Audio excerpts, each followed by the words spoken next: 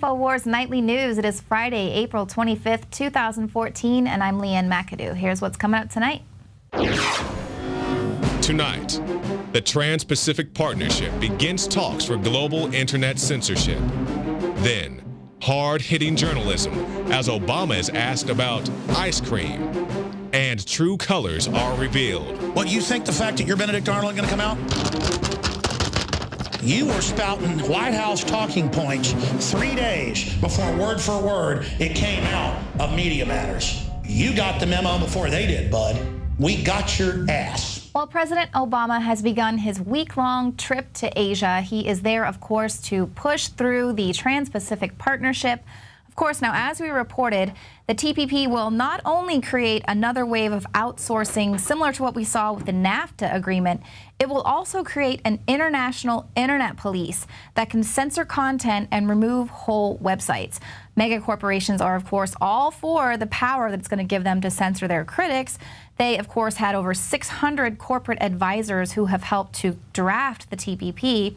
And the TPP would also require that all countries who are involved align their laws with the agreement's copyright laws.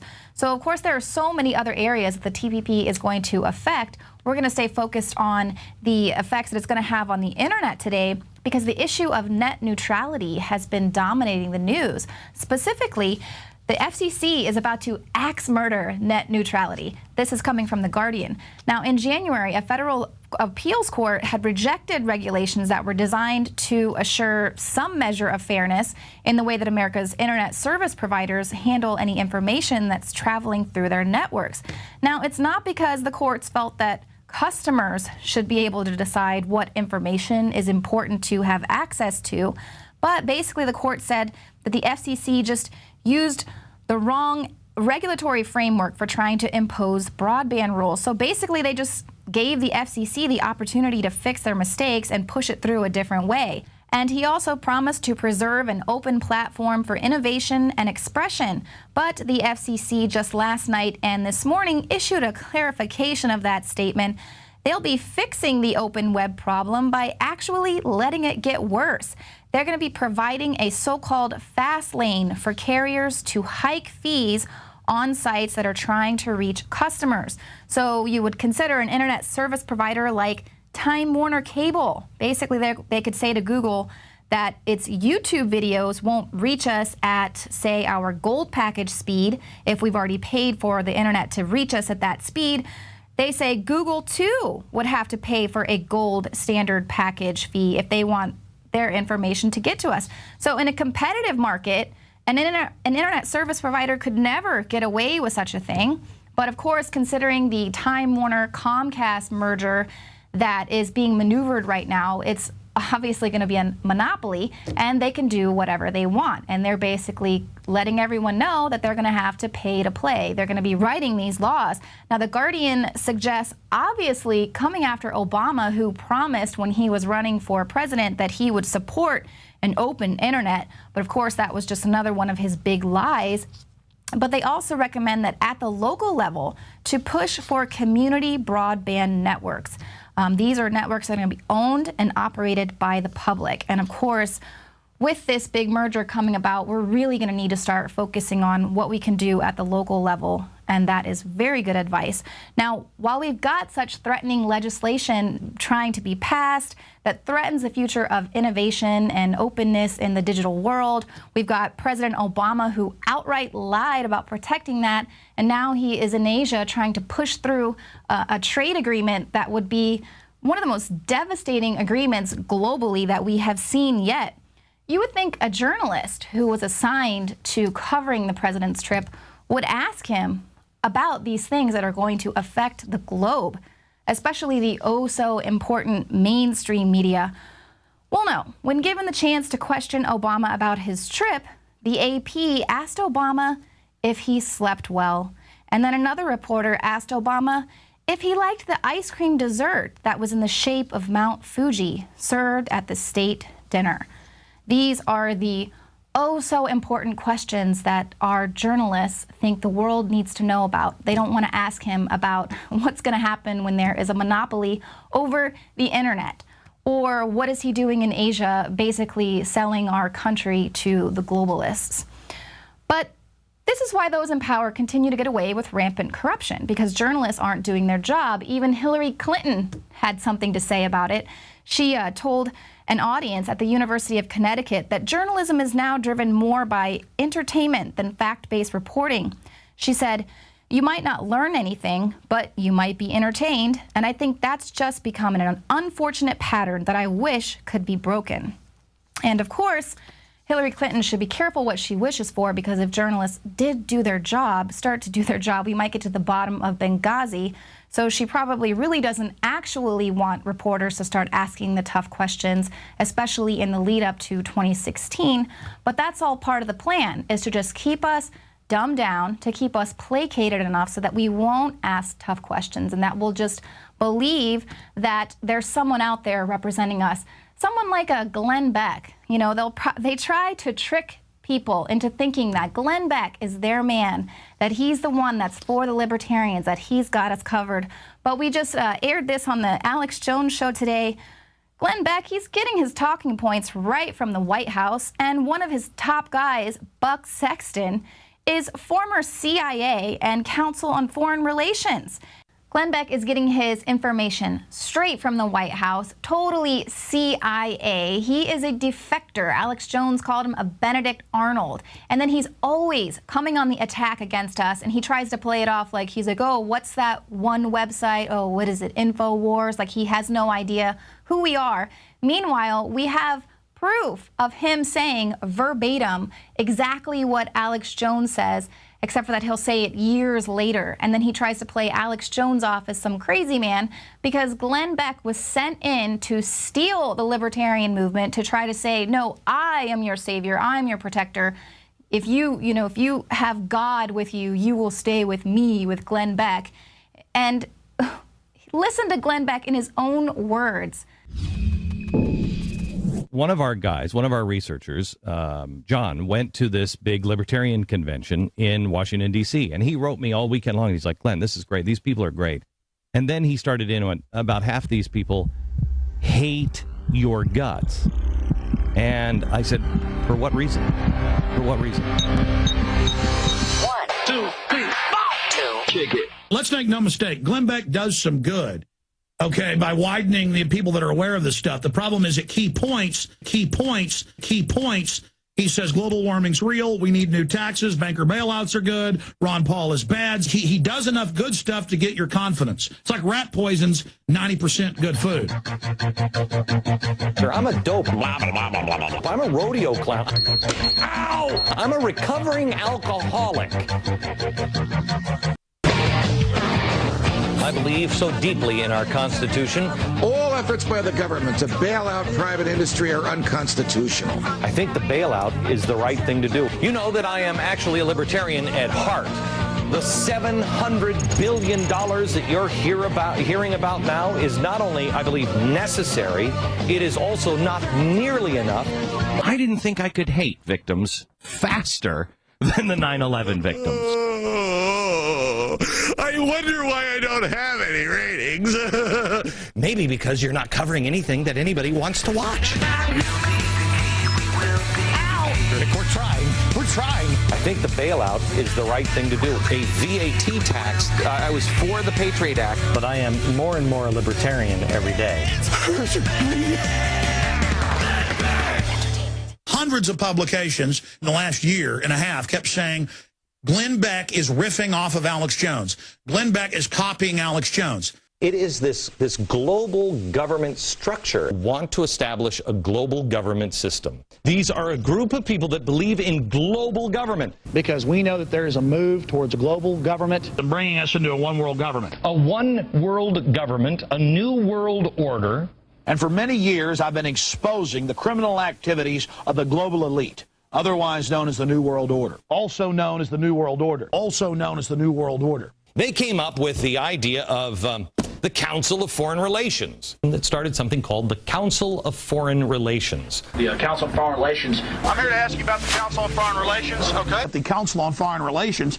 This in my hands is yet another piece of legislation, except this is global legislation. This is The Framework Convention on Climate Change from the United Nations. The United Nations Framework Convention on Climate Change. And the Fed, because that's where the money printing is happening. Printing your own money and printing up money. How much money we're printing at the Federal Reserve. Greenspan in the Federal Reserve, who set the monetary policy that is now could cause a major depression. It's his fault for printing $5 trillion. Obama announced plans for a national ID card. Having a national ID card worn around your neck, as Gephardt is now proposing, is because those pushing globalism and government control on a global level have mastered the art of hiding it in plain sight. We are going to uncover the truth that has been hidden in plain sight. To us, it's hidden in plain view. Little things hidden in plain view. Hidden in plain view. Hidden in plain view. They refer to it as sustainable development. sustainability. Watch out for that word. So there you have it. Glenn Beck is a total shill. He is sent in to steal Alex Jones's audience, to try to say that he is the one that represents liberty. Only Glenn Beck. You can only go to him for the truth news. Anyone can just go back and see how he covered Ron Paul leading up to the 2008 election and see that he was nobody. He was nobody for the libertarian movement until after Obama was safely in office, and then he brings Ron Paul on his show. You are a joke, Glenn Beck, and I guess apparently the gloves are off. Now, to give a little credit to some local news investigators at the KATU news station in Oregon, they did some real investigative journalism, and they uncovered some evidence suggesting that Cover Oregon officials created a fake website to create the illusion of progress for the feds to the tune of $303 million in Obamacare grants.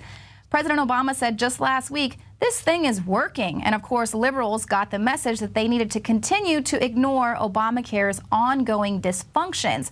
But here we see the reality is much different. In states like Oregon, they pulled the plug on their insurance exchange on Thursday. And then the exchange website, Cover Oregon, they still have not enrolled one person. And the state spent about $7 million signing up just a mere 69,000 people by hand using paper applications. So, of course, now we see that no one's been enrolled in the website because it's a fake website. It's a fake website created to help Obama and his regime there in the White House to give the illusion that this thing is going to be a success. Meanwhile, how many other states have these fake websites there to create these fake numbers to bolster the sideshow? And don't forget, we haven't even seen the beast. We don't even know what's really going to happen because Obama has continued to push the mandates back until after the election. So we really haven't even seen how this is actually going to affect us. Stay tuned. Now, coming up, I have got a special report that is calling out the media war machine. We've seen how the New York Times used fake photos to try and sell this war with the Ukraine. But that's not the beginning. You know, this goes way back. The media has always been there towing the line when it comes to pushing war. They are the propaganda arm of the war machine. So we're going to just play a little video recapping just how they have been caught basically faking the news in order to push the globalist agenda. And then we will peel back the curtains a little bit more on the establishment media's favorite lapdog. That would be the mob rat, government operative, agent provocateur, Al Sharpton. It's going to be a very good Darren McBreen report coming up. And we know you love watching these takedown reports. So as a Prison Planet TV subscriber, you can have instant access to all of these reports, as well as the movies, the rants, the Alex Jones show, all the nightly news. You can sign up and get a 15-day free trial as well. Once you are signed up, you can share your username and password with up to 11 people at the same time. We'll be right back.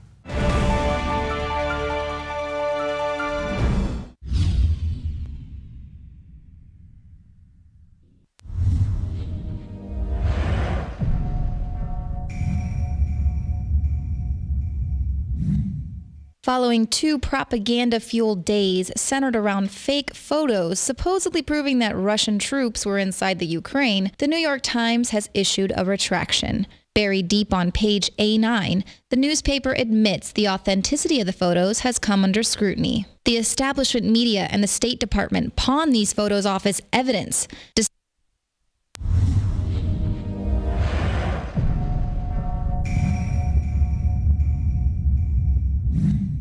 Following 2 propaganda-fueled days centered around fake photos supposedly proving that Russian troops were inside the Ukraine, the New York Times has issued a retraction. Buried deep on page A9, the newspaper admits the authenticity of the photos has come under scrutiny. The establishment media and the State Department pawn these photos off as evidence, despite the fact the authenticity of the photographs couldn't be independently verified. Freelance photographer Maxim Dondiuk, who worked for a Russian news magazine, told the New York Times he had taken the group photograph in Slavyansk and posted it on his Instagram account. He told the newspaper that nobody asked his permission to use the photograph. And this isn't the first time the war machine media have churned out false evidence in an effort to gear the country up for war. Last year, the BBC appeared to use stunning fakery in an effort to launch a war with Syria. This report was first released on August 29, 2013, just days before an attack on Syria seemed inevitable. The BBC claims it just so happened to be filming at a small hospital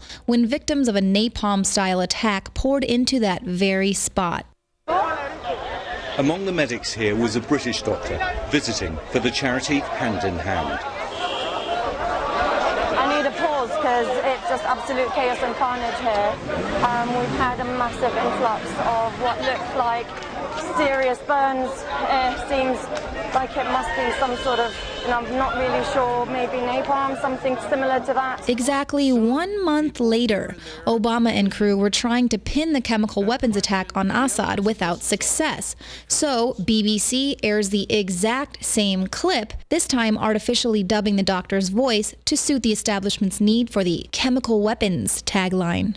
We've had a massive influx of what looked like serious burns. It seems like it must be some sort of chemical weapon. I'm not really sure. In a subsequent BBC interview, Dr. Rola Halam complained about the UK Parliament's refusal to authorize a military strike on Syria. Interestingly, Halam's father is also on the Syrian National Council, the political body which represents opposition militants. And if this all seems familiar, well, it should. A similar disinfo tactic was used to bolster support for the war with Iraq. They took the babies out of the incubators. Took the incubators and left the children to die on the cold floor. That was Nurse Naira, whose tearful testimony swung the pendulum in favor of war. After the vote was safely passed, Naira, the daughter of the Kuwaiti ambassador to Washington, admitted to making the whole story up. Nurse Naira and those faulty claims of weapons of mass destruction weren't the only lies told to convince America a war with Iraq was necessary. CNN also did their part to play up the drama. CNN's Carl Rochelle is here with me, just came up.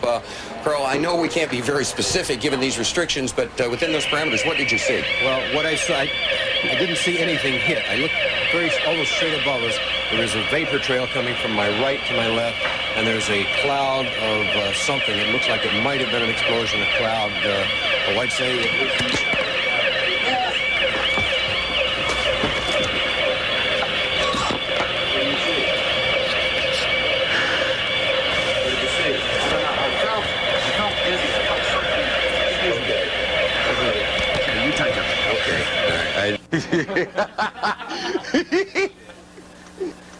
Oh, I love this country so much. These false flag mass media war campaigns are so typical, in fact, there's even a movie about it. Okay, good. Put the village behind her. Give me some flames, some sound of screaming. That's good. We can link that to the press. They can downlink it on Telstar 401 Transporter 21. And this just in, a Newsbreak special report from the Albanian front. We've just received information that the young Albanian national fleeing in this video is attempting to escape terrorist reprisals in her village. Even before television was invented, mainstream media was still lined to go to war. In 1895, William Randolph Hearst of the New York Journal sent his employees to cover the Cuban revolt against Spain. Lacking anything newsworthy to report, Hearst told his employee, famed illustrator Frederick Remington, "You furnish the pictures, and I'll furnish the war." The establishment media continues to serve as the propaganda arm of the war machine.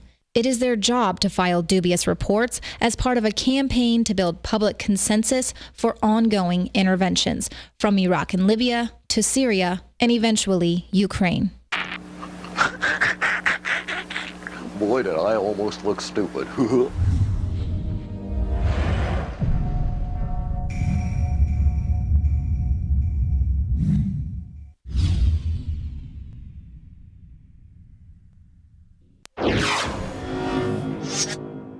Since the Obama administration took over the White House, there has been a resurgence of civil rights activist Al Sharpton, one of Barack Obama's loudest cheerleaders.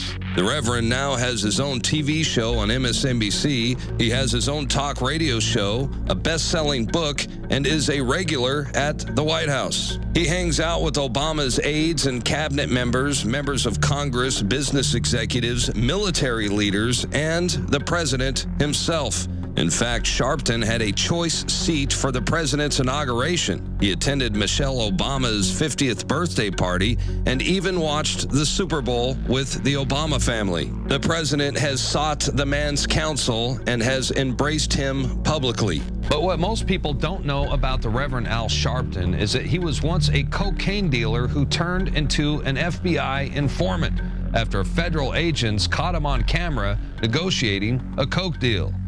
Rather than face criminal charges, the Reverend panicked and agreed to become a snitch for the FBI. I mean, the guy is a complete joke. He is a race pimp and just a complete fraud.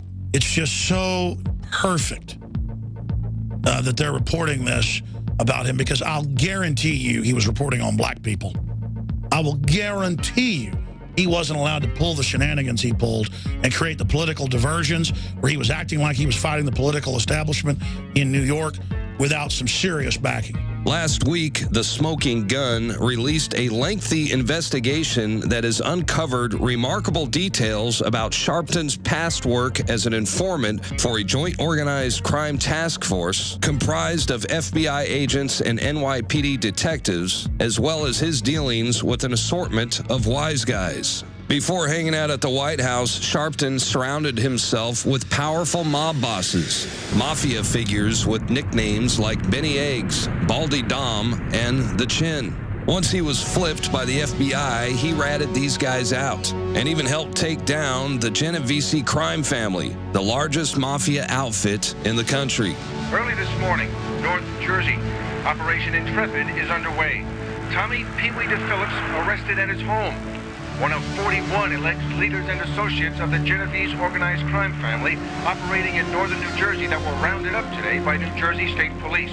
Gerardo and the others are charged with running a $1 million a week racketeering operation centered in, but not limited to, the Newark area. Using bugs and a video camera, cops were able to see and record the group's daily activities, which included at times running a casino there. A grand jury has been hearing evidence against the Gerardo faction, and indictments are expected. While secretly working for the FBI, Al Sharpton became a well-known civil rights activist and public figure. He received widespread media attention and national recognition in the late 1980s for his role in the Tawana Brawley rape allegations, after a 15-year-old teenager claimed she was gang raped by a group of white police officers. Tawana Brawley is a 16-year-old girl whose story is the talk of New York these days. The New York State teenager who claims that she was abducted and raped by 6 white men. Tawana Brawley became a household name, and Al Sharpton became her spokesperson. We want to show the world how low down, doggish, and callous the state of New York is. The case quickly generated a national media sensation because of her age, the persons accused, and the shocking state in which Brawley was found after her alleged rape. Tawana Brawley said they left her nearly dead. A gang of white men who raped her and scrawled racial epithets on her body. A hideous story, and all this year, her family and her advisors have embellished it and refused to cooperate with an investigation they say is a cover-up. But it wasn't long before a grand jury determined that the entire story was a hoax.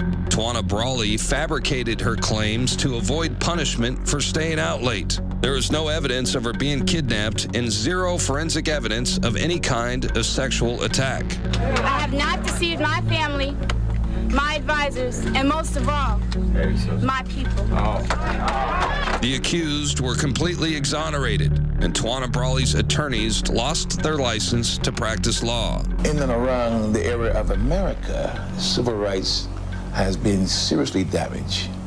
I think that Maddox and Mason, two of the most cynically evil characters to have ever operated or pretend to operate under the civil rights banner. The Reverend Sharpton has done some good things in the past. I feel very bad for him that he allowed himself to be so deeply involved in the fraud. No justice!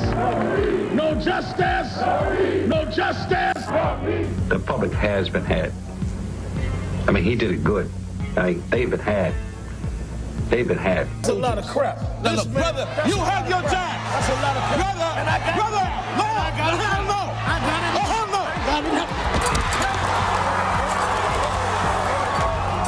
Sharpton and people like him are known historically for constantly trying to play on our differences rather than our commonalities. The Reverend Al Sharpton is now accused of not paying taxes and stealing $250,000 from a charity group. In Manhattan Supreme Court, Reverend Sharpton was formally accused of taking in more than $250,000 for his national youth movement. The money allegedly was donated over a 3-year period to support youth programs, but State Attorney General Robert Abrams says lots of that cash went into Al Sharpton's pocket. Same charges that Dr. King had, same charges gone. Where's all of the mob money? Where's the tickets go? This is disappointing. I thought they could do better. What about not filing for taxes? Black people don't owe no taxes. We ain't got no rights. They like my hair. The public is manipulated, and people like Al Sharpton, opportunists, blood-sucking opportunists, are the ones who do it. I was not and am not a rat. Al Sharpton was a cocaine-dealing wannabe thug, you know, and he flipped over to the FBI only to save his own ass. And now that the cat is out of the bag, or the rat is out of the bag, I guess you could say, he has taken this position where he is publicly portraying himself as some sort of Elliot Ness. Look how he's rewarded. This guy has been rewarded big time, and on top of that is shown as being, quote, a leader. He's a misleader. For longtime observers of Al Sharpton's checkered past and criminal activities, it remains a mystery that he is still a prominent figure in the national spotlight. One has to wonder if he ever fully escaped the grip of the FBI or if he became an agent provocateur for the globalist. After all, he has secured his position as an antagonist and race baiter for the Obama administration. Nice try, but we got you.